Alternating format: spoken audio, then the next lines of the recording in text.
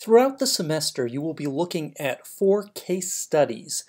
These case studies are actually internship projects from former educational technology program students.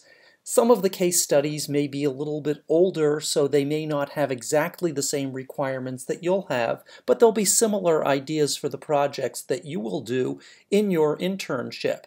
So the first thing about the case studies is that this is a help for you to think about the internship later on because you're going to be doing similar projects. Now don't look at these projects and say, oh my gosh, I could never do that much, because different people are in different situations. Some of the internships you'll look at will actually be done by people whose full-time job was to do that kind of stuff, and so they did a lot more. Others you'll find will be in similar situations to yours. Maybe you're a full-time teacher who's doing this as extra stuff, and that may be the case for some of the case studies that we look at as well.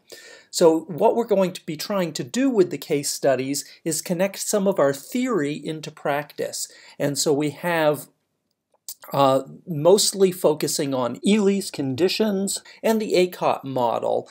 And so what you're going to do is you're going to look at a presentation. Usually the presentations are in video form, about 20 to 30 minutes, and you'll look at that presentation and try to figure out which of Ely's conditions were met in the school, which were not met, which were influenced by the presenter, hopefully moving from not met to met, and how did individuals in the school advance with the ACOT and possibly the SAMR stages. So those are the things you're going to be discussing.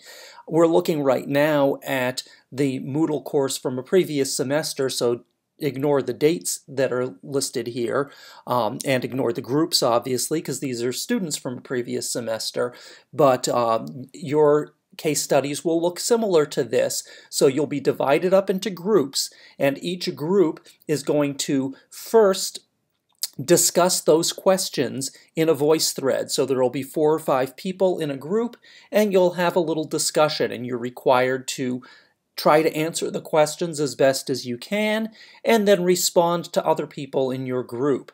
Then there will be roles assigned. So you will have a writer and an editor/publisher.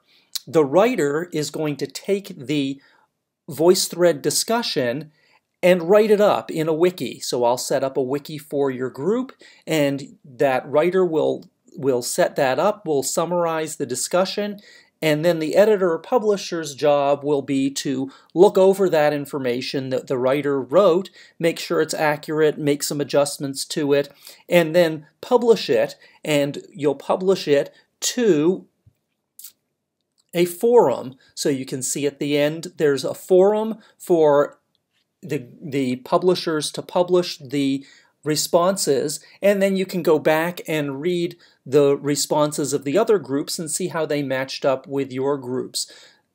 And the roles will rotate throughout the semester, so if you're in a group of 4, you'll actually have the responsibility to be writer once and editor-publisher once, and the other 2 members of the group in any given time will just participate in the voice thread discussion and can also go back and look at the wiki and obviously look at the forum to see what other people have said.